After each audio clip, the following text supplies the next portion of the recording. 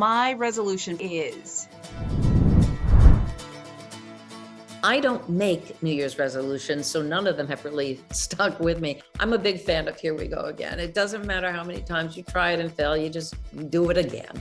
I failed on many resolutions that didn't come true, but it didn't stop me. I just strived to do something else to give me the same type of satisfaction. New Year's resolutions, I really don't do them anymore. You don't have to get ready if you stay ready. My resolution for 2023 is to bring more happiness to myself and to the people that are around me. To take more space and time to rest. Making more time for the people in my life that I love. It's actually something I've toyed with, this idea of just sort of taking a large block of time off. To leave the state of California. Doesn't matter where I go, doesn't matter when I do. I just need a vacation somewhere. To travel as much as I possibly can. To invite more pleasure into my life and to be someone who supports that in others.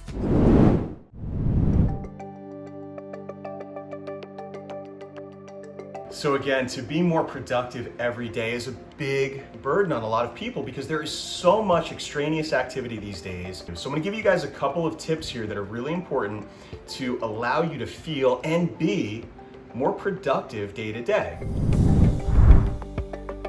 So number one, this is the big one, is you have to set clear goals. Obviously, if you have vague goals out there, you're not gonna be able to accomplish them because they're gonna feel too overwhelming and they're gonna be too big. Just make sure that it's a very clear goal. So be very specific. Make sure when you're thinking about your goals for the week or for the day, it's really important to prioritize them. And a lot of times we don't do that. We won't prioritize our goals of the day or goals of the week in importance. So make sure you prioritize by importance and take one task at a time. Make a to-do list. I hate making a to-do list. It seems like another task that I start to feel a burden, but I did realize as I read the literature that making a to-do list and putting your tasks on paper or on your phone helps tremendously. One of my favorite ones here on this list, guys, is learn to say no. I actually had a hard time with this. I was a big people pleaser. A lot of us out there are, but what that tends to lead to is burnout.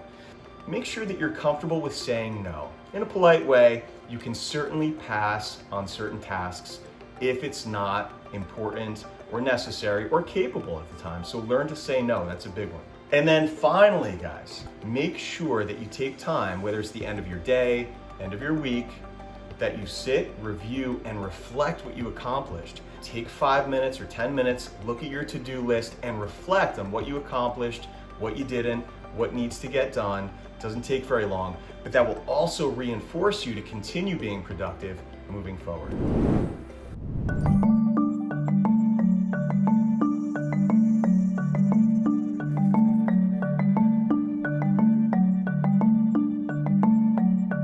My mindset is so simple. I just want to get better.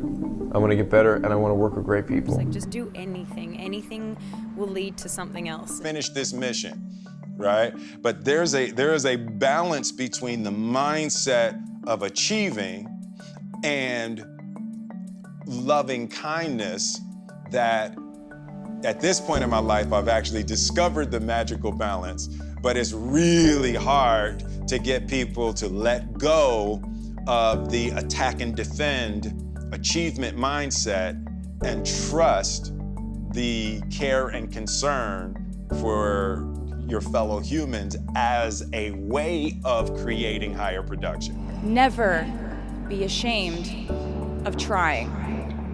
Effortlessness is a myth.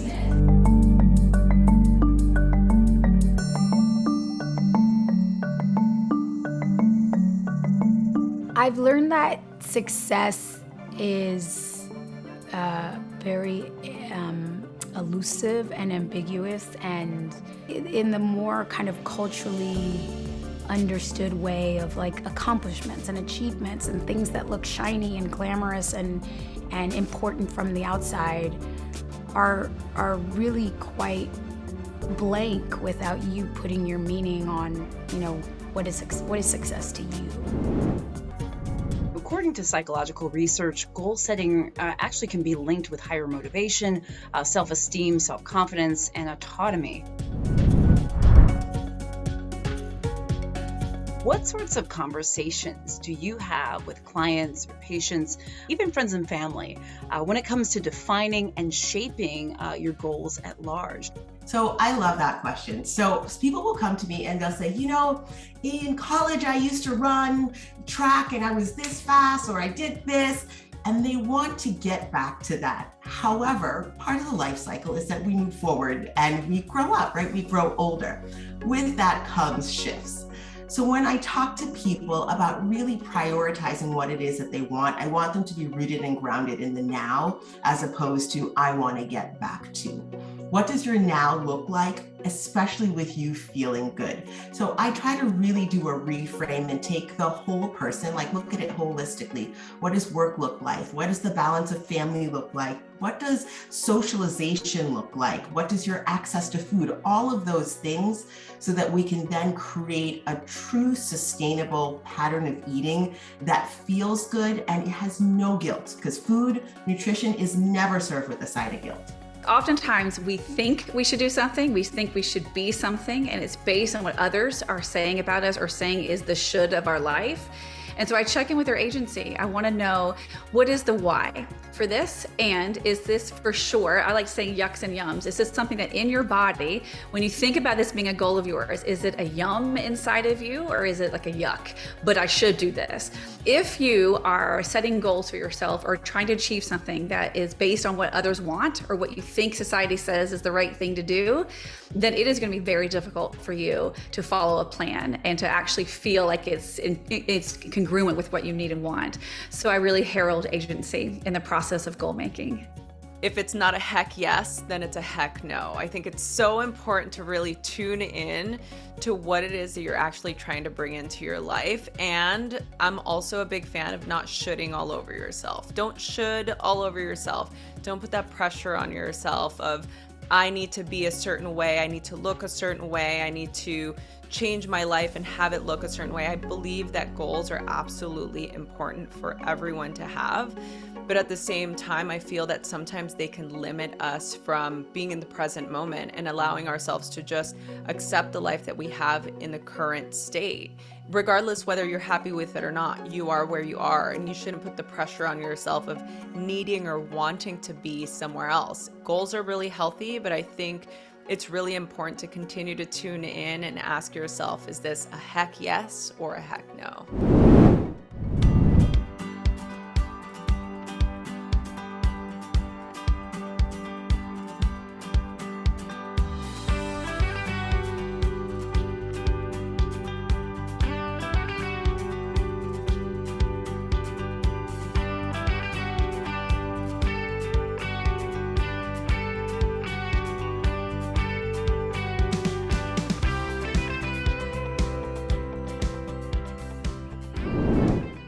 We can prompt ourselves or nudge ourselves to make the choices that we know align with what we want to have happen in the future.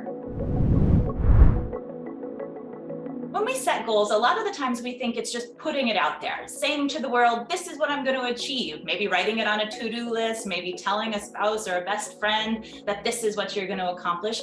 But there is so much more to effective goal setting. We need to also think concretely. What can we do today, this week, this month? What actions can we take that will help us advance from where we are right now to where we want to be in the future? And also, we need to think about the obstacles that stand in our way, those things, those challenges we might encounter that could be stumbling blocks along that route to victory. So people use visualization in all different kinds of arenas. Some people use dream boards or vision boards to come up with sort of a mental image of what an awesome future might hold. So goal setting really is a multifaceted process that takes us from thinking about not just what I want, but how am I going to get there and how am I going to make it through the challenges. So one of my pet peeves are quick fixes. And I see this is such a ubiquitous thing in our society now, especially with social media and marketing. This is nothing new. Part of it is cultural, meaning that we like quick fixes too, because in order to gain something of improvement, we have to put in the work for that, and we have to put in the time for that. And that That takes effort and sometimes stress. So we do look for quick fixes as humans. It feels really nice. Here's the truth, is as a medical doctor, as someone that knows physiology very well, most quick fixes, guys, really don't work. Pay attention to yourself. What are you looking for with regard to that quick fix? A little bit of introspection, a little bit of self-analysis. Instead of chasing these goals, thinking we're gonna get a quick fix, and then thinking that quick fix is gonna make us happy. There is something, guys, called the hedonic treadmill. And the hedonic treadmill is a psychological term, meaning we shoot for these little goals of attaining things, or losing a little bit of weight, or looking better, or buying a nice shirt, or getting a piece of jewelry, or whatever it might be. But as soon as we get there, we feel the same way after just a little bit of time. So my point is here, pay attention to what you're searching for with these quick fixes, or quote unquote quick fixes, and marketing schemes. Get to the root of that and then address it appropriately. So for example, if you're saying to yourself, look, I'd really love to lean up and lose 5 or 10 pounds, instead of looking for some cleanse that's being marketed, perhaps even dangerous, and I've seen some pretty scary stuff online. As a doctor, I've seen some things that are a little concerning. Instead of looking for that quick fix, think about hiring a personal trainer or going to a gym and setting up the 20 minutes per day, 3 days a week perhaps, and then those long-term goals will certainly be more stable over time. Hi, I'm Rosie Acosta, and this is a meditation for setting your goals for the new year. Anytime you feel like you've deviated, you can always come back to this meditation so that you can re-inspire yourself and reground yourself to what you really want. So let's begin. First, find a comfortable seated position, or if you want to lay down, that's totally fine too. If you're sitting, roll your shoulders up and back, grow up nice and tall, take a big deep breath. Inhale through your nose, exhale through your mouth. Let's do that again. Deep breath in through your nose. Exhale through your mouth. Good. Relax your shoulders, relax your throat, relax your forehead. Just allow yourself to arrive into this moment. Let there be a sense of ease. Bring your attention and your awareness to how you want to feel, not just now, but when your goal comes to fruition. So think about yourself as the future self in the present moment now. Notice how you feel. Do a scan from top to bottom and from the bottom to the top. Bring your attention and your awareness to the center of your chest. And know that that vision of you for the future is now in the present moment. It exists within you right here, right now. Take a deep breath in. Nice long exhale. When you're ready, gently lower your chin. Take a moment. Blink your eyes open and come back into the space.